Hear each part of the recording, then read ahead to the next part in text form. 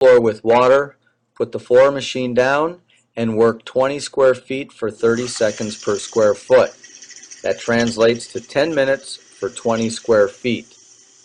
Moving the machine slowly from side to side and moving the machine forward and backwards to create a crosshatch pattern on the floor.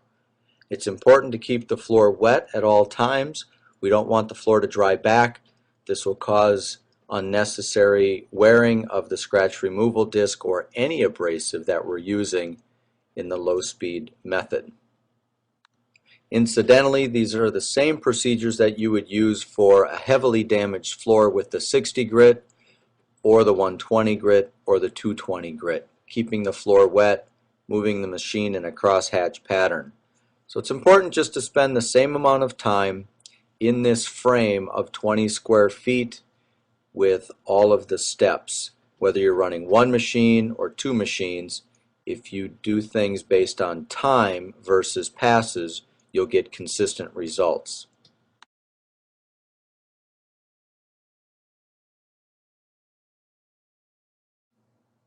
After we've run the machine in the 20 square foot area for the appropriate amount of time, we wet vac the slurry off the floor.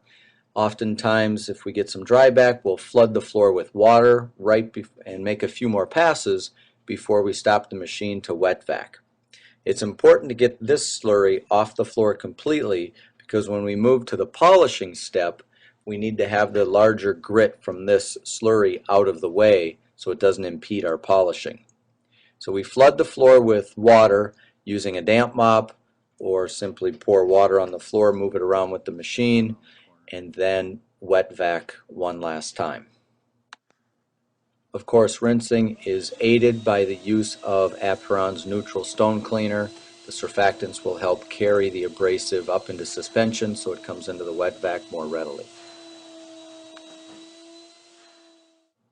Now that the honing is complete and the floor is scratch-free, we can move on to the polishing step. Using the Aperon Dye Poly Pad, this is our final polish pad, or the FP pad, in combination with our marble wet polishing powder, because we treat terrazzo just like we treat marble. We put down 1 ounce of powder and 4 ounces of cool water to polish 20 square feet of stone.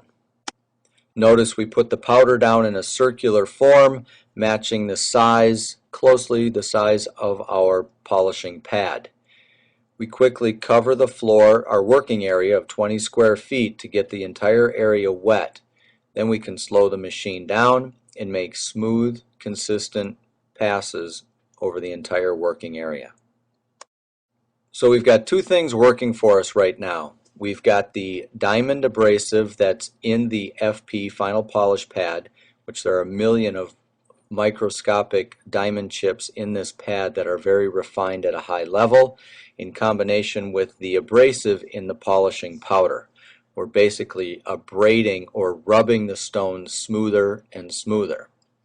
You see here the new pad and the terrazzo absorbed a little bit of the water from our original 4-ounce application, so we add a little bit more water just to keep the surface wet during that 30 seconds per square foot or 10 minutes on our 20 square feet that we're working.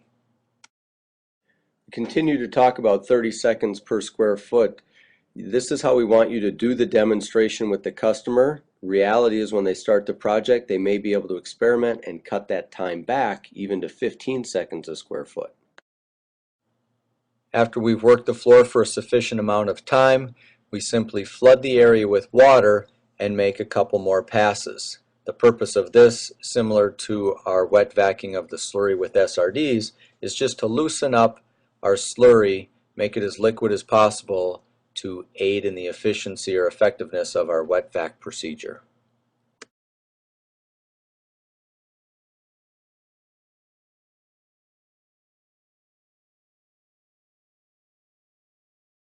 So now we're going to wet vac the slurry up and reveal the gloss that we've created with our scratch removal discs honing and the wet polishing powder with the FP pad in polishing.